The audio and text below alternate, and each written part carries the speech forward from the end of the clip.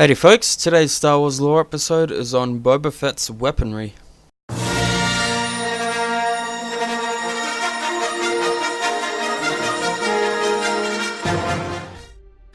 Now, after the death of his father on Geonosis, the young Boba Fett returned to Jango's ship, the Slave One, and followed the instructions that had been left there for just such an eventuality.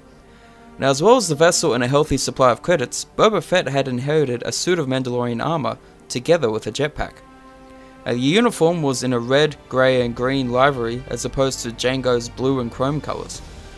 Boba had to wait an extra few years before he was the right size for the armoured suit though. And when he finally donned the outfit, it was, of course, a perfect fit. Boba was a clone of Jango after all. But despite his unusual origins, Boba had different learning experiences from his father and so made a few changes and modifications to the weapons and equipment. He retained the formidable Mandalorian appearance and basic capabilities that had made Jango so good at his job, but he also added a few touches of his own. Most obvious of these changes was a new weapon. Rather than his father's twin Westar 34 blasters, though they were graceful weapons worn in traditional Mandalorian holsters, Boba opted for the more brutal and powerful Blastech EE3 blaster rifle as his primary weapon. Even so, Boba was not satisfied with the standard weapon as supplied by the manufacturer, so he sawed off the barrel and removed the fixed stock, replacing it with a detachable one that allowed him to aim and fire the rifle with one hand. Now, preferring to outgun his opponents if possible, Boba modified the rifle's exciter and actuating blaster module to increase its destructive power, to make it usable as a sniper weapon. He also added a high power scope to the EE3 with a comlink to the target viewer in his helmet. Now, Fett constantly upgraded his equipment and the rifle received a modified barrel and vented grips after his capture of Han Solo on Bespin. Boba Fett did not use the thigh and shin armor favored by Jango, preferring instead to maximize freedom of movement. He kept the knee guards, however, complete with mini rocket darts. And like Jango, he used a traditional Mandalorian leather utility belt, the pouches of which held spare darts and replacement equipment. He also retained his father's penchant for surprising his opponents with numerous hidden weapons stashed about his person. Boba's wrist gauntlets were a veritable treasure trove of killer kit, including toxic darts, a flamethrower, a cable ejector, and a rocket launcher. Now, as well as his distinctive Mandalorian helmet with its drop-down target viewer, Boba was also known and feared for his jetpack. A Mitra Nomon Z6 model, the same as the one used by his father, complete with its rocket launcher which could also be changed for a grappling hook firer, the jetpack gave Boba the edge in many varying combat scenarios. Boba carried a range of additional equipment as well and weaponry depending on his mission. Now, these included an iron limpet homing beacon, a false eye and false touchpads for fooling security checks, a survival knife, a sonic beam weapon, and an old-fashioned but highly effective multi-detonator. And lastly, the bounty hunter could always fall back on the considerable firepower of Slave One if the situation needed it. As long as his equipment did not fail him, there were a few situations that Boba Fett could not get out of.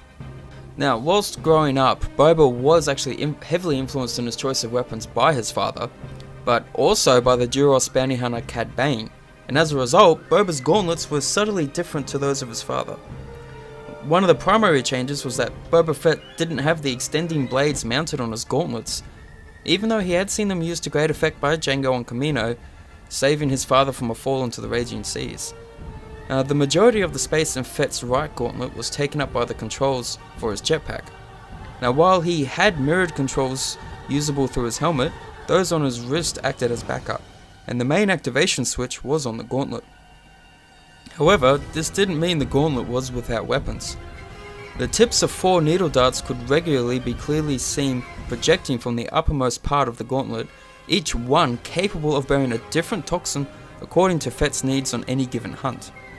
Now, the needle launcher could also be removed and other weapons fixed in its place if need be. Now, another regular was the Whipcord Launcher, which was targeted from the HUD in Fett's helmet. The launcher projected a long, thin, strong cord that wrapped immediately around the victim. He used this against Luke Skywalker during the skirmish above the pit of Carcoon, though the young Jedi's lightsaber made quick work of cutting the cord.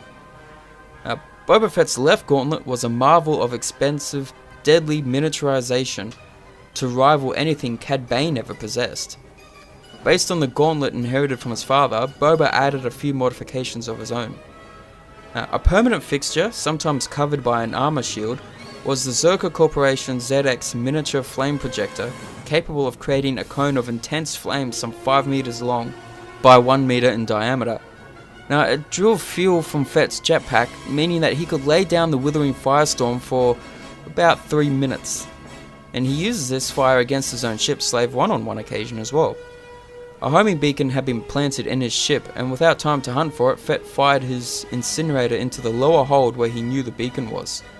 And this destroyed the beacon and also parts of the hold before his vessel's fire systems kicked in on his order to minimize the collateral damage. Now, when Luke Skywalker destroyed Boba's blaster rifle and cut himself free of the whipcord, Fett resorted to yet another wrist gauntlet weapon to attempt to bring down the Jedi.